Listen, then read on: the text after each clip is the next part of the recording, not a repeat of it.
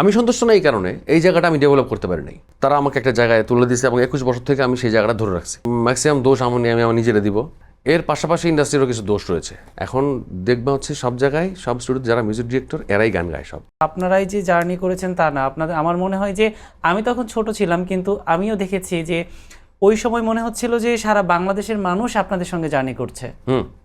এবং এই যে ভোট চাওয়ার ব্যাপারটা, বিশেষ করে আমার এখনো মনে আছে আপনার জন্য আন্টি কিন্তু বিভিন্ন বাসায় গিয়ে গিয়ে পুরো এলাকায় ভোট চাইতেন। আম্মা আব্বা দুজনে, মানে আত্মীয় স্বজন বাংলাদেশে যে যে প্রান্তে আছে, আব্বা সশরীরে সব জায়গায় গেছে, সব জায়গায় গিয়ে বলছে যে আমার ছেলের জন্য ভোট করেন।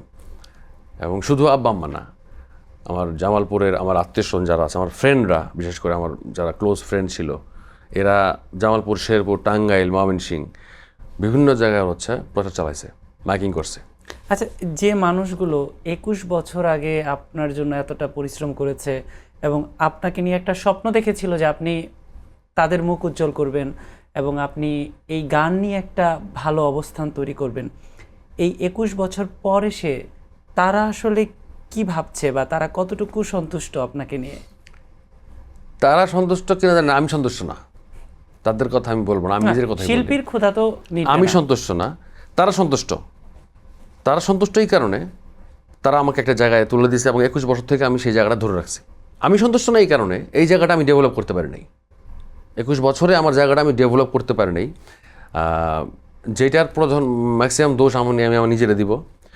এর পাশাপাশি ইন্ডাস্ট্রিরও কিছু দোষ রয়েছে। আমরা যখন ক্লোজ আপ ওয়ান শেষ করি, আমার একটা স্বপ্ন ছিল, এটা আমার দর্শকদের কাছ থেকে পাওয়া এবং আমার ভেতরের চাওয়া, এবং আমার বিচারকরা যেটা বলছিল আমাকে যে বিশেষ করে ফিল্ম ইন্ডাস্ট্রির ক্ষেত্রে আমার ভয়েসটা নাকি ফিল্মের জন্য পারফেক্ট একটা ভয়েস ছিল। তখন আমি তখন শুনেছিলাম আমাদের Bulbul sir, Kumar Biswajit sir, Shakila Zafar ma'am তিনজনই বলছিল যে ফিল্মের জন্য তোমার ভয়েসটা খুব কাজে লাগবে, আমরা তোমাকে কাজে লাগাবো ফিল্মের। কিন্তু আলটিমেটলি সেই জায়গাটা ডেভেলপ হয় নাই, সেটা জিরো অবস্থায় রয়ে গেছে। আমি অনেকগুলো ফিল্মে গান করছি, কিন্তু যেই ফিল্মগুলো হচ্ছে এই লেভেলের ফিল্ম যাদেরকে বলি আমি, সেই ধরনের কোনো ফিল্মে আমি গান গাইতে পারি নাই। এখন না পারার পেছনে সবচেয়ে বড় কারণ যেটা, সেটা হচ্ছে আমার প্রত্যেকটা মানুষ কিন্তু সবাই নিজেরা কাজ করে, এখন মিউজিক কম্পোজিশন করে। একটা শিল্পী যখন মিউজিক কম্পোজার, যখন সে সুরকার, যখন সে গান নিজে লেখে মাঝে মধ্যে, তখন ফিল্মের প্রডিউসাররা তার কাছেই কিন্তু যায় যে আমি এক জায়গায় সব পাচ্ছি, অল ইন ওয়ান। এই জন্য তারা ওই একজন গীতিকারের কাছে নক করা, আবার সুরকারের কাছে নক করা, আবার শিল্পীর কাছে নক করা, তারপর আবার স্টুডিওতে নক করা, এই 4-5টা ঝামেলায় তারা জড়াতে চায় না। তারা চায় এক জায়গা থেকে কাজ করে, মানে একটা প্যাকেজ চায়, একটা প্যাকেজ। এই প্যাকেজ যারা কাজ করতেছে তারা আগায় গেছে, তারা ফিল্মের জায়গাটায় আগায় গেছে অনেক বেশি। আমি এই প্যাকেজে কাজ করি নাই, আলটিমেটলি আমি করবও না। আমি যেটা মনে করি, শিল্পীরা কখনো ব্যবসায়ী হতে পারে না। কণ্ঠশিল্পী হচ্ছে তার কণ্ঠকে কাজে লাগানোর জন্য যতটুকু কাজ করা দরকার, কণ্ঠকে চর্চা করা, কণ্ঠের রেগুলার রেওয়াজ করা, সে তা করবে, গান গাওয়ার জন্য রেডি রাখবে সব সময়। কিন্তু ভাইয়া, মানে বাস্তবতার প্রেক্ষিতে যদি আমরা চিন্তা করি, তাহলে সিস্টেমের সঙ্গে আসলে নিজেকে মানিয়ে নেওয়ার কি প্রয়োজন নাই? না, তা তো আছেই, সিস্টেমের সঙ্গে নিজেকে মানিয়ে নেওয়ার প্রয়োজন আছে। কিন্তু আমি তো সিস্টেম তো শুধু বাংলাদেশে না, বাংলাদেশের বাইরেও তো অনেক সিস্টেম আছে। আমরা পাশের দেশে যদি দেখি, ভারতে যদি দেখি, ভারতের ইন্ডাস্ট্রি তো অনেক বড় ইন্ডাস্ট্রি, পৃথিবীর মধ্যে টপ 5-এর মধ্যে 1। তো তাদের থেকে আমাদের অবশ্যই অনেক কিছু শেখার আছে। ওইখানে কিন্তু এটা চলে না, আমরা যেটা চালাচ্ছি এখন বাংলাদেশে। ওইখানে কিন্তু যারা মিউজিক কম্পোজার তারা কিন্তু গায় না, তারা গায় 100 গান বানাইলে 1টা গান গায় বা 2টা গান গায়, কিন্তু 95টা গান তারা শিল্পীর দিয়ে গাওয়ায়।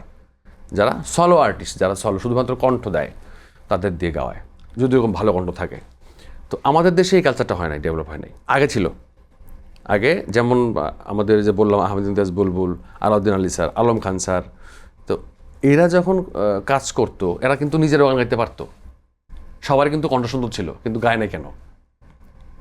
এরা গাইলেও কিন্তু গানগুলো হিট হইতো, কিন্তু গায় নাই কেন? ওরা চাইছে যে আমি গাওয়ার চেয়ে ওই শিল্পীর দেওয়া আমি গাই, কারণ ওটা তার অধিকারের জায়গা।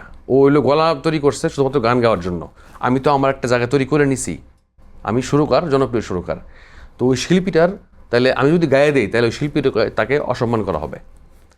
তো ওই সেন্স থেকে কিন্তু ওরা শিল্পীদের দেখা হয়েছে, এবং এবং আমি ওরা এটাও ভাবছে যে আমি গাওয়ার চেয়ে ও গাইলে আর একটু ভালো শোনা যাবে, আর একটু ভালো শোনা যাবে, এই চিন্তা করে ওরা শিল্পীদের দেখা হয়েছে। কিন্তু এখন আর এটা নাই। এখন দেখবা হচ্ছে সব জায়গায়, সব স্টুডিওতে যারা মিউজিক ডিরেক্টর এরাই গান গায় সব ম্যাক্সিমাম জায়গায়। মানে ভালো গানগুলা, যে গানগুলো হচ্ছে ধরো 15টা 20টা গান গাইলে একটা গান ভালো হয়, ওই ভালো গানগুলা তারা নিজেরাই গায়ে ফেলে, যার কারণে গানটা 2 মাস 3 মাস পরে হারায় যায়। সুর কথা মিউজিক ভালো হওয়ার পরেও কণ্ঠ ভালো না হওয়ার কারণে গানগুলো থাকে না। সব কিছুর একটা পারফেক্ট অ্যাডজাস্টমেন্ট হওয়া লাগবে গানের মধ্যে। 3টা জিনিস ভালো দিলাম, একটা খারাপ দিলে ওটা টিকবে না বা গান।